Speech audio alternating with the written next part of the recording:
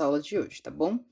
Então, o texto de hoje vocês já leram, né? Que é esse texto aí, Bancando os Espertos. É um texto curto e muito simples. Por quê? Que tipo de texto é esse? É uma piada, tá certo? Então, a piada também é um gênero textual. Lembram lá quando a gente viu sobre a velha contrabandista, que era um conto, né? E depois nós vimos o anúncio publicitário. Agora nós estamos vendo um outro gênero textual, que é a piada, que tem características bem diferentes do anúncio publicitário e também do conto, tá certo? Então, geralmente, a piada é um texto curto que se propõe a fazer graça, né? E onde geralmente está a graça da piada? Está no final inesperado. Então, tenho certeza que quando vocês leram esse texto, vocês não imaginaram que o final seria esse, né? Os meninos rifaram um porco e o que acabaram ganhando muito dinheiro com um porco morto. Não façam isso, tá? Então, o que nós vamos aprender com esse gênero textual piada? Duas coisas importantes. Nós vamos aprender tipos de discurso e vamos ver também como empregar a pontuação do travessão, dois pontos, ponto final, interrogação e exclamação. Claro que não hoje, tá bom? Hoje nós vamos ver os dois tipos de discurso. Então, nós temos, na verdade, três, mas nós vamos ver agora, a princípio, dois. O que é o discurso direto, gente? É aquele em que o narrador passa a palavra aos personagens. Então, vamos voltar lá no texto.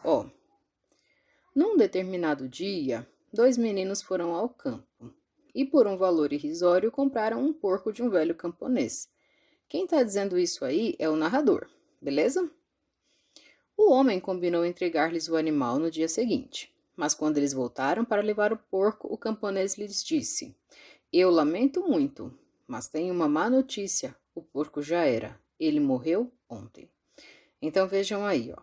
Eu lamento muito não é mais o narrador que está falando. Quem está falando aí? O camponês, tá certo?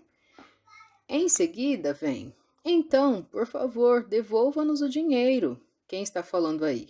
Um dos meninos. Então, o narrador passou a fala para o personagem.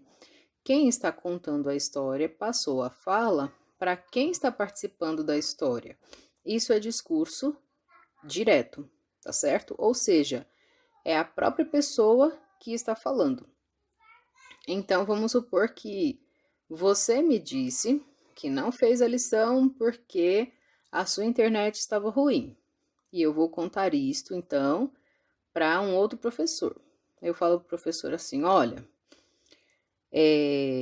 o aluno disse, professora, eu não fiz a atividade porque a minha internet estava ruim. Ou seja, eu repeti a sua fala do jeito que você falou. Isso é discurso direto, tá bom? Como a gente reconhece discurso direto nos textos? Ele vem acompanhado de travessão. O travessão mostra que alguém vai falar ali. Então, isso é discurso direto. Já o discurso indireto é quando o narrador diz o que o personagem disse. Então, como assim?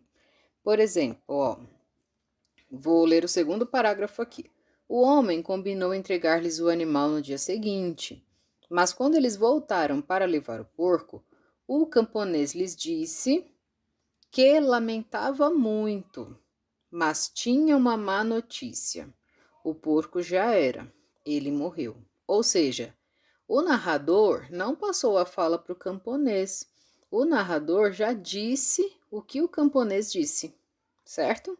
Então, isso é discurso indireto. Vou dar outro exemplo. Aqui, ó. Então, por favor, devolva-nos o dinheiro. São os meninos que estão falando. Agora eu vou fazer a fala do narrador contando isso. Então, os meninos pediram ao camponês que lhes devolvesse o dinheiro. Entende? Então, isso aí é discurso indireto, ou seja, eu estou contando o que alguém disse. O narrador está falando o que a personagem falou. Então, aí, por isso é chamado de discurso indireto. porque alguém está falando no lugar de outra pessoa, tá certo? Então, ó, discurso direto é aquele em que o narrador passa a palavra aos personagens. Assim, o próprio personagem, diante dos leitores ou ouvintes, apresenta-se com sua linguagem, suas emoções, sua personalidade, certo? O discurso indireto é aquele em que o narrador traduz a fala e o pensamento do personagem. E sendo assim, não aparecem as características, os sentimentos, as emoções do personagem, tá? Então vejam aqui um exemplo, ó. Esse aqui é um exemplo de discurso indireto. Vai ficar pequenininho, então vou ampliar. Discurso direto, desculpa. Ó, a professora disse aos alunos: Vocês fizeram a pesquisa? Vejam, o narrador está representando a voz da professora. Quer dizer, está deixando a professora falar, certo? Vocês fizeram a pesquisa? Os alunos apreensivos disseram: Nossa, professora, desculpe-nos, mas não encontramos nenhuma referência bibliográfica que tratasse do assunto sugerido. A professora respondeu: Tudo bem, veremos um assunto mais acessível posteriormente. Agora vejam esse exemplo. Vou passar a página.